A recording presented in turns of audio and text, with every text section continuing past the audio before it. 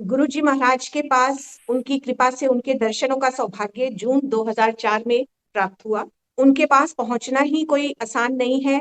ये हम सबका सौभाग्य है कि उन्होंने हमें अपनी संगत के रूप में चुना। मेरी फ्रेंड मुझे गुरुजी के पास लेके गई थी और जैसे ही हमने एंटर करा गुरुजी के दरबार में, वहां का ऑरा इतना डिवाइन था, इतना ब्लेसिंग से भरा हुआ था और पिन ड्रॉप साइलेंस थी। सारी संगत बिल्कुल चुपचाप आंखें बंद करके और शब्द बानी का आनंद ले रही थी। हमने भी जाके गुरुजी को, जैसा कि हमें आंटी ने बताया था कि वहां जाके किसी से बात नहीं करते, बस गुरुजी को मत्था टेक के और वहां बैठ जाते हैं और जो शब्द बानी चल रही होती है उसको सुनते हैं और जो भी आपको चाय प्रसाद लंगर प्रसाद दिया जाता है उसे आपको पूरा लेना होता है। उसमें आपकी बहुत बड़ी ब्लेसिंग्स होती हैं। तो हम गुरुजी को प्रणाम करके वहां सारी संगत के साथ बैठ गए और शब्द बानी का आनंद लेने लगे। वहां बैठ के जो आनंद प्राप्त हो रहा था और जो शांति मिल रही थी, इतनी शांति मिल रही थी कि ऐसे लग रहा था कि जीवन में इतनी शांति तो कभी भी प्राप्त नहीं हुई है। जबकि ऐसी जीवन में कोई ऐसी कठिनाइयां नहीं थी कि भाई ऐसे लगता कि भाई ये जीवन कैसे चल रहा है। पर वहां जाके जो शांति महसूस हुई उसका आनंद कुछ अलग ही था। और वही पल था, वही दिन था जब ये डिसाइड किया ये तो ऐसी जगह है जहां पे मैं रोज आ सकती हूँ। जबकि उससे पहले कभी किसी गुरु के पास नहीं गए थे, कभी मैं पूजा पाठ भी नहीं करती थी। लेकिन वहां जाने के बाद, गुरु जी के जाने के बाद, तो जैसे मन बिल्कुल एकदम से पलट गया और ऐसा लगा कि ये जो स्थान है ये मुझे कभी नहीं छोड़ना है। इस दर पे आके अब और कहीं नहीं जाना है। कभी भी ऐसा मन में नहीं आता कि नहीं नहीं ये करना चाहिए वो करना चाहिए। जैसे सिंपल, जैसे मन में आता है, गुरुजी जो मन में डालते हैं सिंपल वे में हम गुरुजी का सत्संग सुबह शाम करते हैं। और गुरुजी तो हमारी सिंप्लिसिटी से ही खुश हैं। उन्हें कुछ नहीं चाहिए कि हम दरबार को बहुत खूबसूरत सजाएं या उसमें बहुत फूल रखें, बहुत खूबसूरती के साथ सजाएं। वो हमारा मन होता है कि हम चाहते हैं कि हम खूबसूरत दरबार सजाएं, लेकिन हम सिंपल वे में साफ सुथरा कपड़ा बिछाएंगे गुरुजी के आसन पे तो गुरुजी उस पे भी आके बैठते हैं और बहुत खुशी खुशी सबको ब्लेस करते हैं। अगर हम पुरानी वीडियोस देखें बड़े मंदिर की, तो वो देख के भी हमें पता लगता है कि उस समय भी गुरुजी कितनी सिंप्लिसिटी पसंद करते थे। तो शुक्राना गुरुजी महाराज का बहुत बहुत कि उन्होंने हमें इस काबिल बनाया।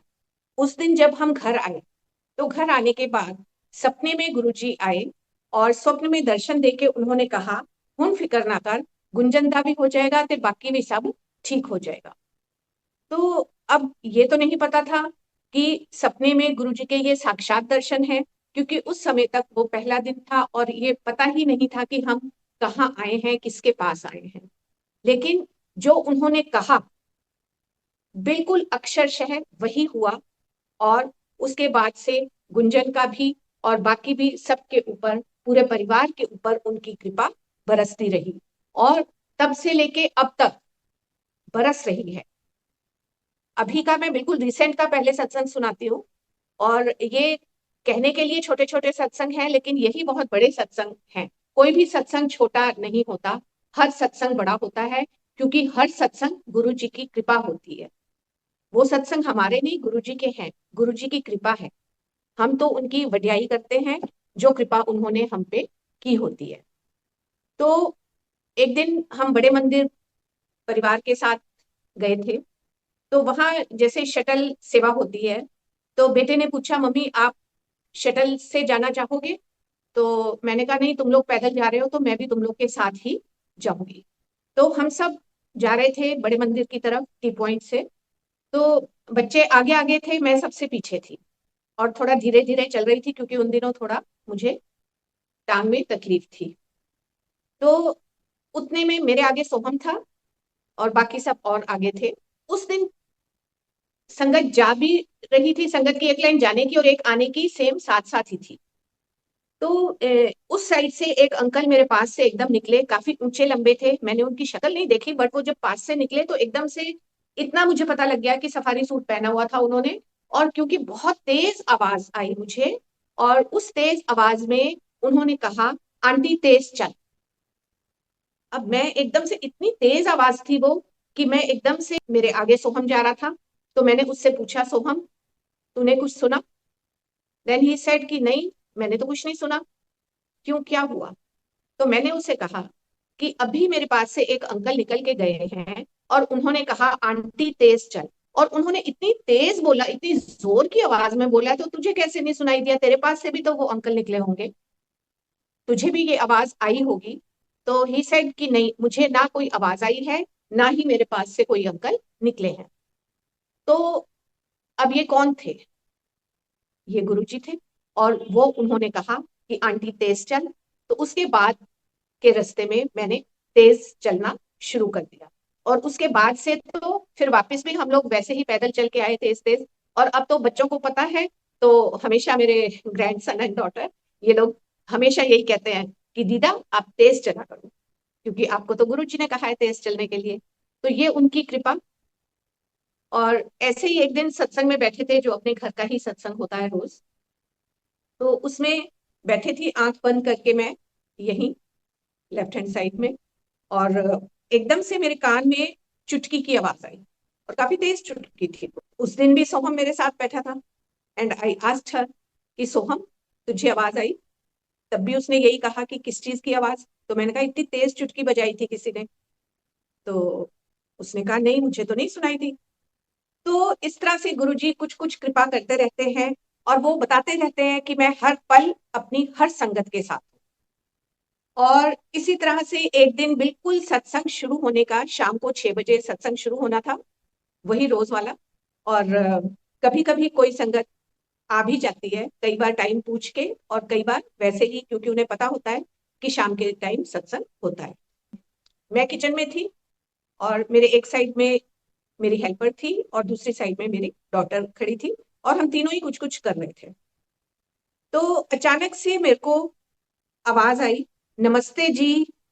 अब मैं फिर एकदम से इधर उधर देखा, और मुझे लगा कि लगता है कि कोई संगत आई है, और वो नमस्ते करके, और किचन में आके नमस्ते करके गई है। पर मुझे कोई दिखा नहीं, तो मैं बाहर तक आके यहाँ ड्राइंग रूम तक आई, और मैंने देखा यहाँ भी कोई नहीं था, कोई संगत नहीं आई थी। और लेकिन आवाज तो वो बिल्कुल क्लियर थी। अब मैं वापस अंदर गई किचन में, और मैंने दोनों से पूछा कि तुम लोग को कोई आवाज आई?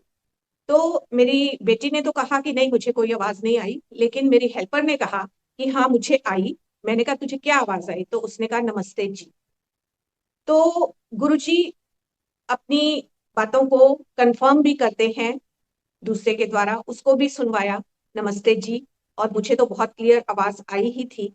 तो वो नमस्ते जी, गुरुजी हमेशा जब हम लोग एम्पायर स्टेट जाया करते थे, जब भी हम मत्था टेकते थे और मत्था टेक के उठते थे, तो गुरुजी ऐसे ऐसे करके नमस्ते करते थे। और वो अपनी हर संगत को नमस्ते करते थे।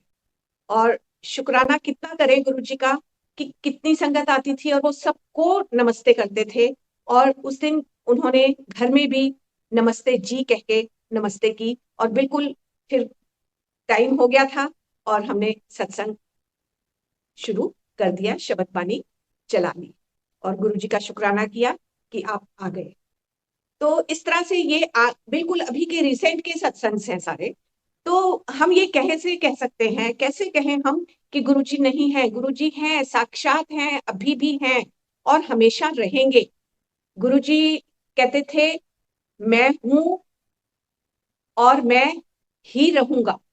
मैं आज भी हूं, मैं कल भी था, और आगे भी मैं ही हूं। और ये बिल्कुल फैक्ट है कि गुरुजी कल भी थे, आज भी हैं, और हमेशा रहेंगे। उनकी, इसीलिए उनकी गद्दी पे, उनके आसन पे कोई और नहीं बैठता, क्योंकि कोई कैसे परमात्मा के आसन पे बैठ सकता है। इस तरह गुरुजी के पास जाने के बाद से गुरुजी ने बहुत कृपा करी है। मैं हालांकि पहले भी बता चुकी हूँ अपनी कमर का वो जो सत्संग है, लेकिन मैं फिर से बताना चाहूंगी, क्योंकि कई नई संगत भी ज्वाइन करती है, तो उन्होंने सुना होगा या नहीं। गुरुजी के पास हम जब जाते थे, तो उन दिनों मेरी कमर में काफी तकलीफ थी। और ये तब की नहीं थी, सालों से थी, बहुत सालों से ये तकलीफ थी मुझे कमर दर्द की। क्योंकि एक बार मैं गिर गई थी स्कूटर से, और उसके बाद से वो स्लिप डिस्क हो गई, और फिर कितना इलाज चला इसका, कितने डॉक्टर्स के पास गए, जितनी तरह के इलाज हो सकते हैं वो सब तरह के इलाज हमने करवाए। लेकिन सर्दी के मौसम में, विंटर सीजन में तो बहुत ही तकलीफ होती थी, आगे पीछे भी होती थी, बट विंटर सीजन में ज्यादा होती थी। और कुछ सालों से तो ऐसा हो गया था कि मेरी कमर कुछ दिन के लिए बिल्कुल झुक जाती थी, और उस झुकी हुई कमर के साथ ही मुझे चलना पड़ता था, और स्कूल भी मैं उसी झुकी हुई कमर के साथ जाती थी। और फिर कुछ दिन लगते थे, 10 से 15 दिन, वापस से कमर को ठीक होने में। दवाई ज्यादा खाना, मैं दवाइयों में ज्यादा विश्वास नहीं करती, क्योंकि दवाइयों के साइड इफेक्ट्स बहुत होते हैं, और पेन किलर्स हम कितना खाएंगे। तो पेन किलर्स से मैं थोड़ा दूर ही रहती हूँ। तो जो भी होता था उसको अपनी नियति मान के मैं सह लेती थी। तो जब 2004 में हम गए तो गुरुजी के पास जून में थे, पर फिर जब विंटर सीजन आया तो विंटर सीजन में मेरी कमर उसी तरह से फिर से झुक गई, और मुझे तकलीफ रहने लगी। और पर मैं उसी स्थिति में स्कूल भी जाती रही, और स्कूल से एक दिन जब घर आए, उस दिन गुरुजी के पास जाने का दिन था। और मेरे बेटे ने कहा कि आज तो मम्मी आप नहीं जा पाओगी गुरुजी के पास, क्योंकि आज आप काफी तकलीफ में हो, आपसे ठीक से चला भी नहीं जा रहा। तो मैंने उससे कहा कि क्यों, अगर मैं स्कूल जा सकती हूँ तो गुरुजी के पास क्यों नहीं जा सकती। देन ही सेड कि ठीक है, अगर ऐसी बात है तो आप चलो। और मैं उसके साथ उस दिन भी गुरुजी के पास एम्पायर एस्टेट गई। तो उस दिन जब हम एम्पायर एस्टेट गए, तो उसका जो मेन गेट है, वहां से जैसे ही हमने एंटर किया, वहीं से मुझे खुशबू आनी शुरू हुई गुरुजी की। वो खुशबू जो गुरुजी जब अपने कमरे से बाहर आते थे और आके अपने आसन पे बैठते थे, उस टाइम पूरे हॉल में वो खुशबू फैल जाती थी। और वही खुशबू मुझे वहां मेन गेट से एंटर करते ही आने लगी।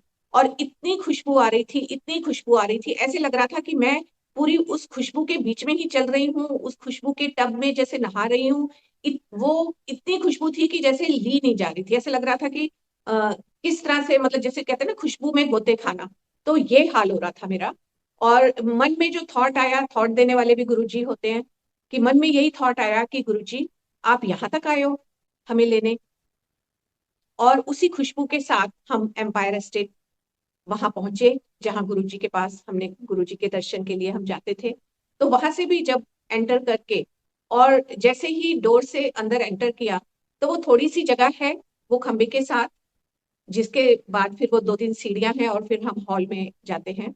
तो उस थोड़ी सी जो जगह थी, वहीं पे गुरुजी बैठे हुए थे, और उनके चरणों के आसपास रोज पेटल्स थे। तो एकदम जैसे ही मैंने देखा, तो मैंने झुक के उनके चरण छू लिए। और जैसे ही मैंने उनके चरण छुए, वो एकदम बड़ी तेजी के साथ उठे, और उठ के वो 2-3 सीढ़ियां जो थी वो उतर के और अपने रूम में चले गए।